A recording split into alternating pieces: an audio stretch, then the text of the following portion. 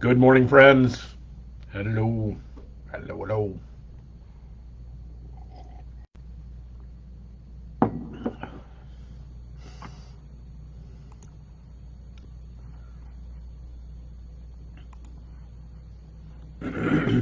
And we are back. Hello, everybody. Hope you are finding the day well. Karen, good morning. Hey, I saw you were in Maine. I hope you had a great visit. Hey, good morning, Vicky. It's good to be back. Nice to see you here. Hope you're well. Hi, Donna. Good morning. Good morning, John. But the high winds just knocked out power here. Yeah, it is screeching here as well. Like, holy smokes. Good morning, Irene. Hi, how are you? So glad you. Good morning, everybody. Oh, you're down in D.C. Very nice. Hey, Jennifer. Good to see you. Well, thank you. It is great to be back. Hey, Sharon. Good to see you. So it is. Yeah. No, it really does. It feels good to be back. Um, it is. It's always nice to go away, and it's always nice, and it makes the returning all the better. So it really is a gift. Hope everybody is doing great. I hope you're well. So, Irene, I hope that baby is great. Jennifer, I hope that baby is great. Good morning, Audrey. Great to see you here this morning.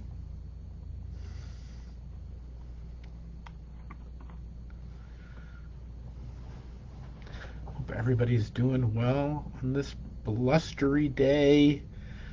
Truly, March is living up to its moniker of in like a lion and out like a lamb. So we will pray that that this the little roar of the lion here is just going to bring us a little more quiet in coming into April. I'm ready. It's felt like a long winter, even though I know I was away for 2 weeks and went to Florida for a little while. So what am I talking about? But it has felt like a long winter. Um, so Miss Charlotte is the cutest baby ever. I bet she is. Good morning, Yvette. So, good morning, everybody. All right, let's get going. It is the 8th day of March on this Tuesday at 11:11, and I'm glad you're with us. We're back after a 2-week break, and it is a joy to be back and to be a part of this journey with all of you. So that whether you're here with me hearing this voice right now, or you're a part of it, or you'll catch up later, know that you're a part of this community. You're not separate. You're connected. There's people who are praying for you. I pray for this community every day. There's people that if you ask for love and care and support, they're going to be here for you, and you'll give it. And I have no doubt that you'll give it for them. You're now connected to this little thing that has happened. So welcome to you. Welcome, welcome, welcome, and welcome back. Yes, Vicky, I missed everybody too. I missed your digital little faces down there. Um, so one of the things that I did on vacation, you get to hear the what I did on my winter vacation story. Huh? Like lucky you. But one of the things that we had the opportunity to do was to go and visit Universal Studios down in Florida, which is amazing. But the thing that's particularly amazing about it is the Harry Potter section. And what and that whole part that they have this incredible retelling of what is in those books, the books of Harry Potter, of Diagon Alley and all the different places. If you know the stories, if you don't, it's okay. But it's this imaginary world of wizards and witches and that sort of stuff in which and the beauty of it is it encompasses this incredible imaginative world, which is but it's built like so many of the imaginative worlds, whether we talk about Tolkien or we talk about Narnia and C.S. Lewis, whatever we talk about them, they're built upon the Bible. Wait, what? Like, yes, actually, all of these creatures that we discover that are running around and all these different pieces, all these mythical beasts that are encountered, you can find almost all of them within or some variation thereof within the pages of Scripture. That Scripture, and this is one of the things they don't necessarily tell you right off. We think of it as a book of morality or instructions or a love letter from God. There's all kinds of descriptions of it. One of this thing is this wonderfully magical and mystical and mythological book of stories that encompass these incredible mythical creatures, and to walk around the Universal Studios and to see these different elements of the biblical story kind of poking out at me everywhere I went, just brought it again and again and again back to not just how the Bible is a core text of our creation, that it's not just that, but that how it is truly and utterly a mythological thing. I mean, here, that there are giants, there are dragons, there is unicorns, there's cockatrices, there are griffins, there are angels, there are seraphim, there are all of these incredible sea monsters in the sea dragon that in Psalm 74, God fights the sea dragon. And it says, "And it was you who split open the sea by your power. You broke the heads of the monster in the waters. It was you who crushed the heads of Leviathan and gave him as food to the creatures of the desert." This is God going fishing for a big sea monster. I mean, these images, we read them now through our little modernist lens, and we're all like, oh, well, clearly that was indicative of, this empire or that empire, and this went to the Ethiopians, and da-da-da-da.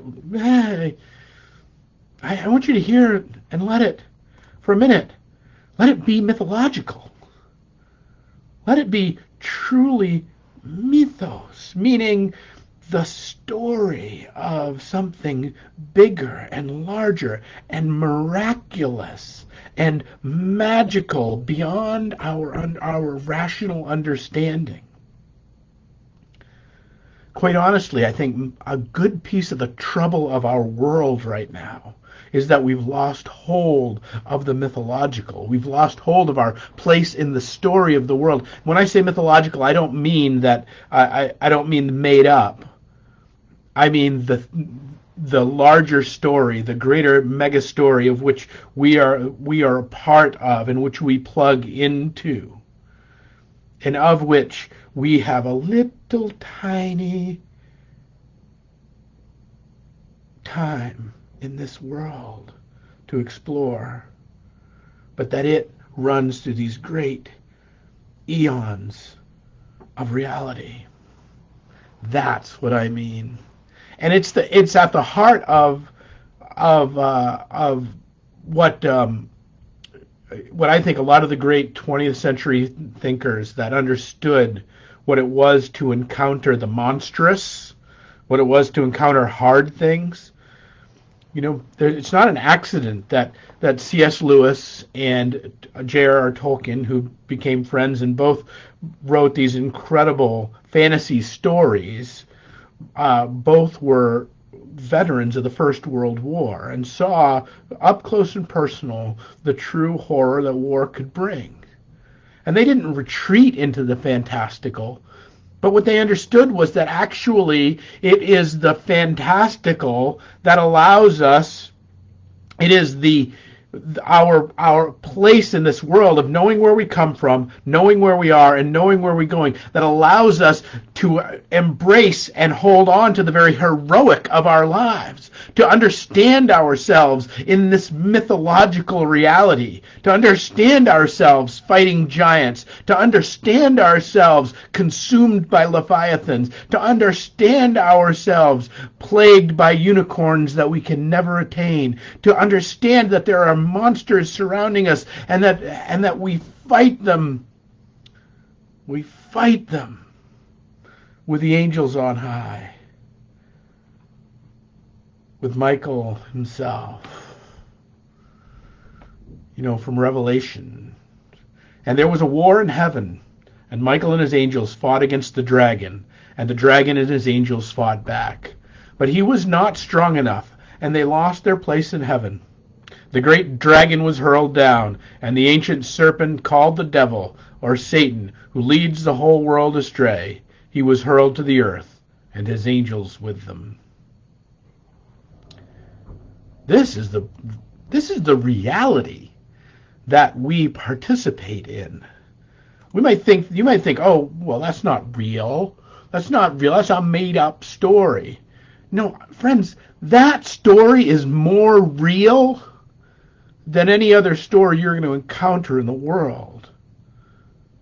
That we might fight against great powers. That we might know that we'll encounter monsters and angels and demons even in our lives.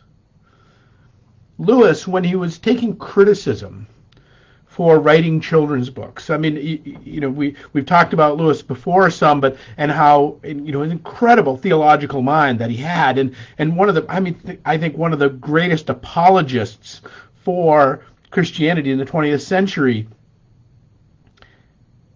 And he takes up the Narnia series, and he takes criticism for this during his lifetime. People aren't happy with this work. And his response was this. He said, "Since it is so likely that children will meet cruel enemies, let them at least have heard of brave knights and heroic courage. Otherwise, you are making their destiny not brighter, but darker." Friends, in the midst of dark days, in the midst of stories that would look like monsters in our midst, I want to invite you to remember the brave knights that you are, to remember the heroic courage that dwells within you, to remember that you're a part of this mythical landscape. It's not just a bunch of stuff created on a universal set.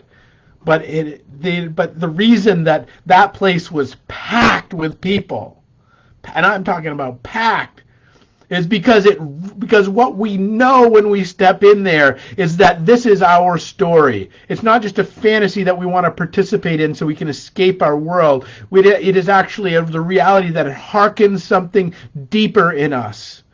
That we must go into the caverns to face the basilisk. That we must hunt down parts of our very selves in order to reclaim them. That we must live lives of brave courage.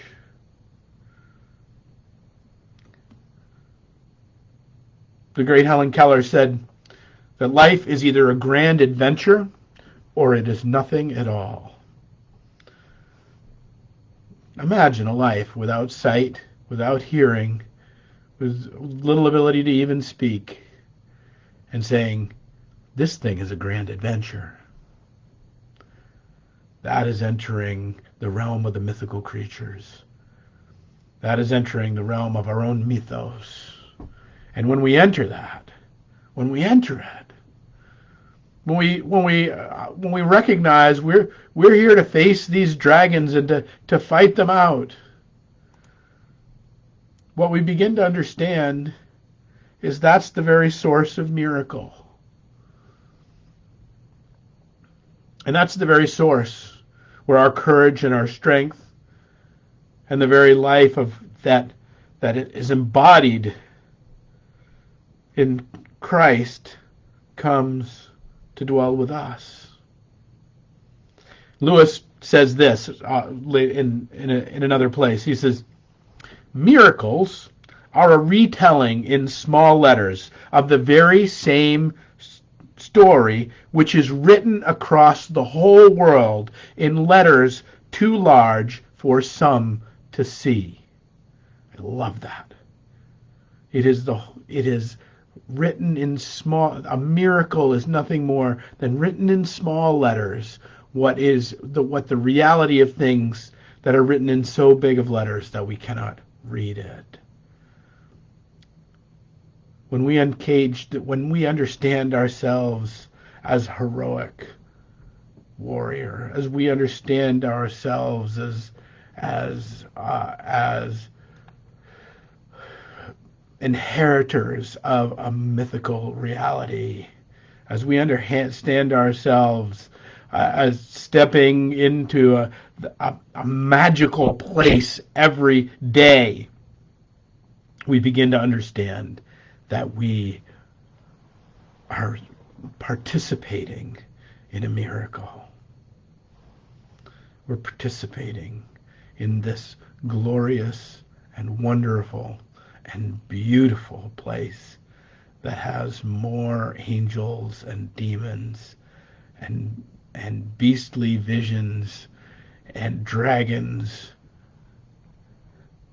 and seraphim and cherubim and beasts from the sea and behemoths and all manner of mythos and monsters and miracles for us to contend with. They are the very thing that we're made for, and they are the very world in which we live. And that when we embrace that, when we really embrace it, the struggle and the horror and the difficulties of all the world starts to find its place, starts to find its scale. That one person might be cruel to another, that one nation might make war against another, that all of this is encompassed in such a bigger and larger and more miraculous and mythological reality than we could ever conceive. That opens in us the promise of God's creation being able to contain the pain and the difficulty and the struggle. Because for generations before and for generations since, we, friends, have been fighters of dragons. And so whatever it is that is plaguing you these days, whether it is the darkness that seems to impinge, whatever it is, whether it's the worry of a world gone mad, whether it is simply your own household and your own world, whatever it is, know that you are made for this. You are made to take on this challenge. You were born to step into this mythological, this magical arena. You were born to raise up your sword, to pin down the dragon with your lance, to come and enter the battle and be victorious. Because Christ first was victorious for us. All right, friends, that's my hope for you. And a little something from my vacation. We've got a lot to talk about, and I'm so glad that you're all here. Hey, Roselia, you snuck in. Good to see you. I'm so glad you're here. Hey, Bonnie. I hope all of you have a blessed day on this blustery day here, and know God's blessing. And that you may have peace and grace in these days. We'll pick it up tomorrow. Wait, we can't. One more thing. Today actually is John Hively's birthday. He's normally with us, but I know he's going to be with us a little bit later. But they're often he and his wife Jane are with us. So it is our tradition here that if we find out it's your birthday, I will sing happy birthday to you. And so John, here goes. Happy birthday to you. Happy birthday to you. Happy birthday, dear John. Happy birthday to you. All right. That one almost got by me. All right, friends. The miracle of John's birth, the miracle of your birth, the magical nature of this world in which we live, the glorious story of the high heavens that we participate in. I hope it's a great one for you today. And we will pick it up tomorrow with another 1111.